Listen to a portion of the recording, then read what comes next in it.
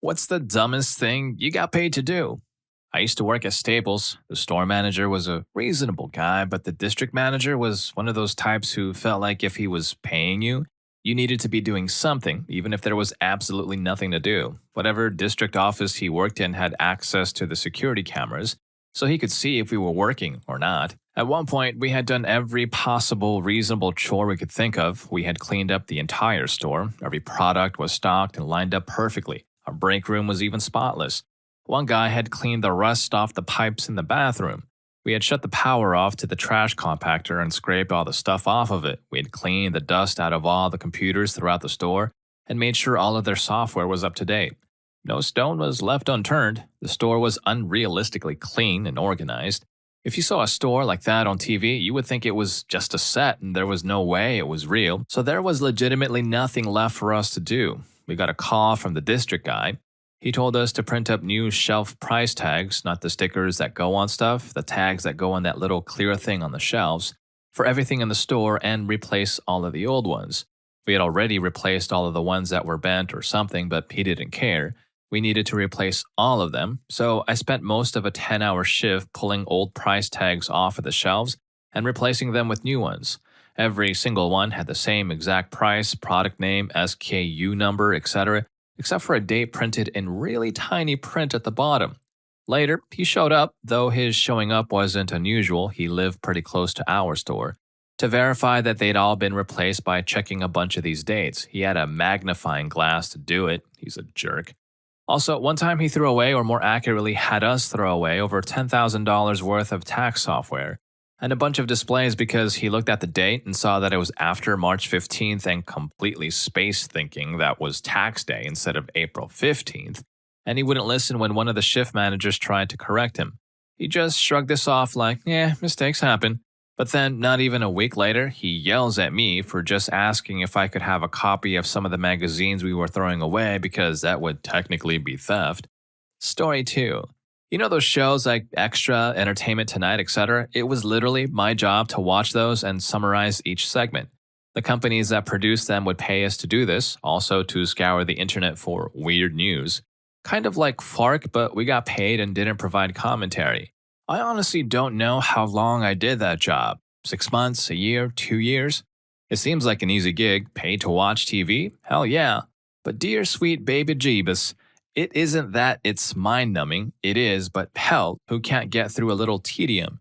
It isn't that it's the most useless news that exists, but that wasn't the main reason why it was so awful. It wasn't even having to watch Billy Bush every day. No, although those things definitely accumulated, the worst was when I realized I knew more about Anna Nicole Smith's life and demise, and the drama surrounding the identity of her baby daddy than I did about, frankly, a lot of things I actually considered personal interests. I had opinions on John and Kate Goslin's divorce. I saw the rise of the Kardashians. Then the company I worked for decided to switch us from employees to independent contractors without warning. We all ended up filing complaints with the IRS over it, and that portion was shut down. I was also a promotional model for a subpar energy drink about a decade ago. I was paid to go to expos, shows, fairs, and other places and just pass out cans of the drink. The company didn't even want me discussing the product with the consumers and potential customers. My only job was to hand them the drink and a small informational flyer. If I was asked a question, it was made clear that I should just say, "It's all on the flyer, have a great day." It was like they didn't trust my brain enough to answer a question correctly.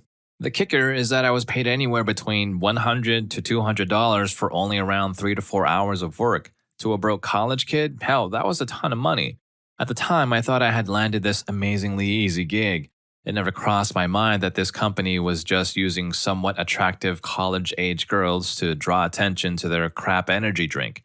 Looking back now, that's obviously exactly what it was. Man, what a stupid job that really was. Story 3. My neighbor once paid me to go down to the pharmacy and get her medication. She's 90 years old and was pretty ill, so this isn't stupid in itself. What's silly about it is that the meds were only worth around €50, and she insisted I not only keep the change, she'd given me €100, but also pushed another €200 into my hand and started giving me jewelry to take home. One piece of which was a jangly kind of chain about which she said, "Hang it from your sack so they can hear you coming." This happens to us a fair bit, and the stuff she doesn't let us refuse, we tend to leave somewhere in her house.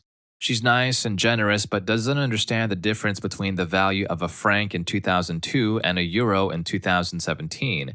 And it would be unjustified to accept that kind of money for an act of basic decency under those circumstances. Not really stupid, just kind of surreal. I also once did a security job overnight in a locked store inside a locked mall with its own security. I have no idea what the client expected me to secure the property from, or why my bosses took the job. It was one of those restaurant arcade funhouse type stores, but they didn't leave me anything to do at all. No games were left turned on, no access to food or drink, just me and the steel roll down gate and a chair to sit down in. Yeah, I know I wasn't being paid to play games or eat, but what the heck was I being paid for? I sat in that place for literally 8 hours a night for a week. The mall patrols took pity on me, would bring me a drink or come by and chat through the steel gate once in a while. Story 4. I once got paid very well to smoke and get my brain scanned in an MRI. It was a psychology study conducted at the university I was attending at the time. The study aimed to examine the cognitive effects of grass use on regular users. I found a post about it on Facebook and in flyers around the campus. Initially, I thought it was some sort of bait from the university, but I had a friend who was assisting in the research as part of their degree. The study took place at a hospital in Australia where both recreational and medical types were illegal. First, I had to perform some reflex tests as well as a problem-solving test. It seemed similar to an IQ test, while not under the influence. Then, I smoked. It was vaporized for me, and they placed me in an MRI machine to scan my brain. They also took lab samples, etc. I was given different strains with different levels and a control which had none. I did this over the course of 2 days, during which they provided lunch each day and walked me to a cool garden in the hospital for it, and also drove me to and from the hospital. I was paid roughly $200 each day. It was about 3 years ago, so give or take $50. Embarrassingly, I actually fell asleep in the MRI machine because they had the air conditioning on full blast, and it was a struggle to even keep my eyes open. I remember waking up to the doctors leering over me and then mentioning how I was snoring over the microphone. While not particularly the most stupid thing someone has done for money, saying I smoked grass for science sounds stupid, especially since I skipped class to do it. Story 5. I wouldn't say it's stupid, but currently I work at a haunt on the weekends. One of my jobs is security. I basically stand at the entrances to the attractions to turn away people without tickets. My boss told me, if people get lippy, don't be afraid to get lippy back and kick them out. If they get too out of hand, we have a cop on duty that will escort them out. Most of the time, it's just teenagers trying to push through without paying for tickets. My first night, I had some dumb kid and his girlfriend try to go past me without a ticket. I body blocked them and said, "Excuse me, I need your ticket." He rolled his eyes and kept trying to push past me. I said, "I need your ticket now, please." He rolled his eyes again. "Let me in." I laughed. "Can you turn around and read that sign there, sir? Can you read, kid? Like, read it out loud for me." He spun around and read, "Purchase tickets here." Okay, good. So we've established that you can read. Now read that sign for me. Exit. Good job. Now you and your little girlfriend can go right through that exit. I didn't realize my boss was standing off to the side until I heard him laughing. I guess he thought since I was the only female on his team and the smallest at 5'3", I might have an issue. He was quick to change his tone after that when he said, "Guess I don't have to worry about you after all. Looks like you have no problem telling people where the door is." Basically, I get paid to tell teenagers to go away. Story 6. A very rich friend of a friend from Boulder had access to a limo and needed to schmooze a rich client in Aspen, Colorado. I was unemployed, so he asked me to act as a chauffeur and drive them around for 2 days until they look a little more rich and important than they really were. I had no driving license, but agreed. I was given a large wad of cash and told to go get the limo and fill it with booze of all kinds. I was also told to bring my firearms, as the client had a nice shooting area set up outside his ski home. So we got to Aspen and they did business stuff while I self-toured his mega Aspen mansion. I talked with the cook for a while and helped a little bit. I then drove the business party to another house with pretty dancers. The business deal closed and drinking ensued. I drove the individuals back to Aspen ski mansion late at night. The personal assistant and I hung out in his guest house attached to the mansion and played video games. We enjoyed an awesome breakfast the next morning and went to a private shooting range. We had a good time, then we drove back to Boulder. I was told to empty the limo of booze and dispose of it as I saw fit. I was paid $2,000 in cash for ammo reimbursement and payment for being a fake chauffeur. They forgot about the wad of cash they gave earlier, so I pocketed an additional $300 and kept the rest of the booze. Story 7. Former private security. I was paid very well on the 4th of July to make sure nothing catches fire in a wealthy community built around a lake. The community was throwing an event at the community lake house, and she thought something would catch fire and nobody would call the emergency hotline. They hired a Tier 3 guard with a high visibility vehicle for Firewatch, a professionally managed fireworks show of which 250 plus were watching from every side of the lake. None of the fireworks were close enough to the shore to light anything in an already naturally damp area, and again, they were professionally managed. I arrived in a security vehicle that looks like a cop Ford Explorer SUV with a full Tier 3 uniform and getup, all at this person's request.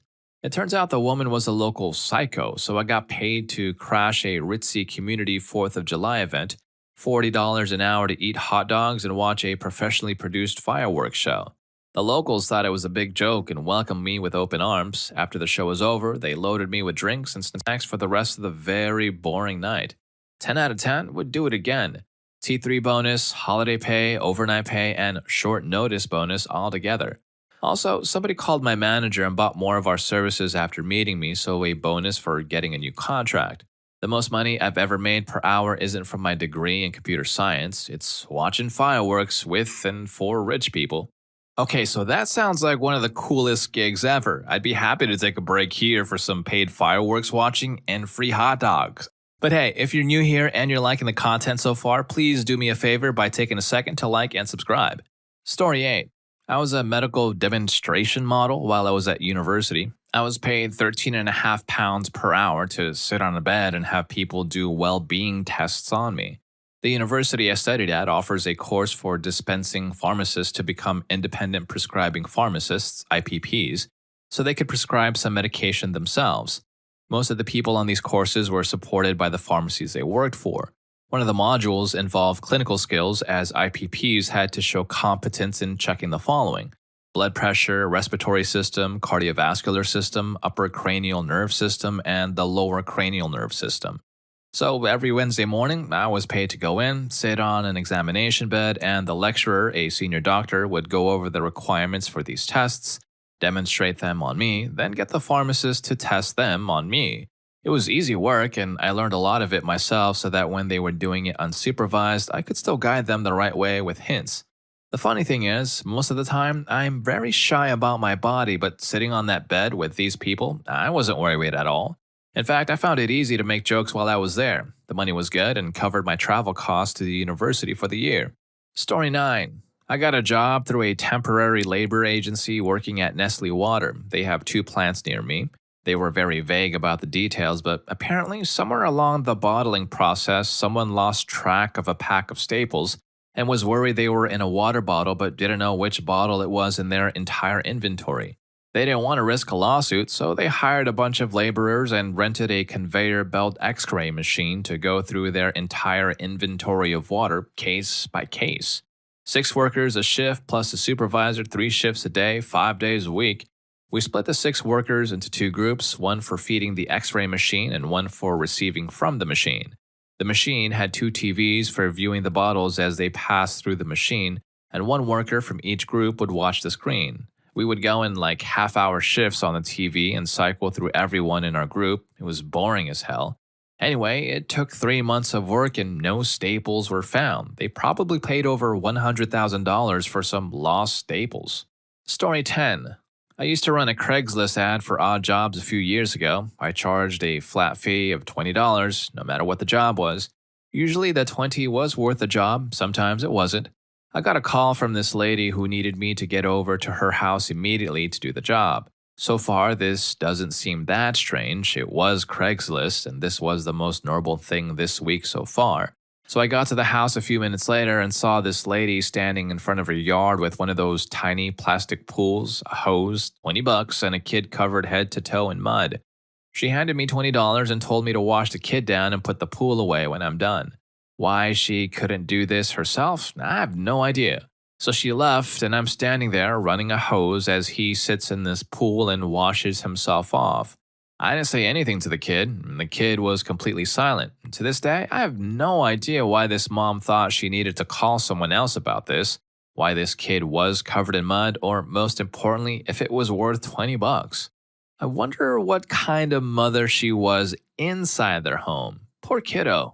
Story 11. Not me, but my best friend. He made money in about 2 seconds of completing a task.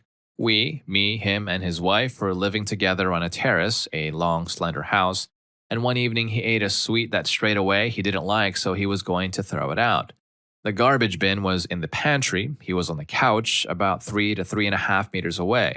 So I said, I'll give you $2,000 if you get it in the bin from there, knowing that getting it down the kitchen and into the bin inside the pantry, the door was open, was near impossible. He lobbed the lolly, we heard a small tink as it hit the pantry door, and then nothing. There was no sound as it hit the floor, nothing. So upon checking the bin, there was the offending sweet where it had quietly landed with the rubbish. I paid the $2,000, and from then on it was known as the Bin of Glory. I didn't mind it too much as I had plenty of disposable income, they were on a tight budget, and he's my best friend. We still laugh about it. Story 12. I got paid for a research study where I had to drink with 2 other people in a social setting. I was told it was vodka and cranberry juice. Every 15 minutes, we had to drink a portion and interact with the other people. When it was over, and I felt good and buzzed, I was handed my car keys back and told that it was a complete placebo effect. They didn't give us any real booze. I literally felt tipsy until they said that, and I snapped out of it. I made $60 getting tricked. If you're wondering how I didn't taste the vodka, I watched them pour that out of a bottle of Grey Goose, and then they mixed it pretty heavily with cranberry juice. I figured the juice masked the taste. Also, this took place at the University of Pittsburgh. If you look online, there are lots of research studies you can join in on. I used to do economic experiments for usually like $10 to $15.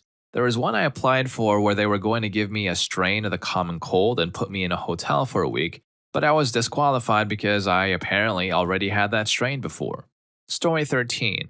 After getting married, I had a 2-month period before being shipped off to basic training with the Army. I ended up taking a temp job through an agency at an ocean spray factory. I arrived and learned they had mixed several batches completely wrong and only realized it after having bottled over 5,000 cranberry juice bottles. They, however, didn't want to throw it all out and were determined to mix in the missing amounts of ingredients. My job, which I had one person helping me with one day, was to open each bottle and pour it into large drums for remixing. Minimum wage, but no one would hire someone leaving so soon for the Army, so I didn't mind it at first. 5,000 bottles are way more than it sounds like. My hands hurt, the juice made my gloves tear after so many, and I was all alone. 6 hours a day for like 7 days or something. It was a very odd experience. Story 14. I was paid to watch a gate for about 6 hours. We had problems with people trespassing onto company property and we were preparing for a big event. My boss didn't want anyone coming in and tearing up the streamers and such, so he had me sit and watch a gate during the daytime where all previous trespasses had been at night.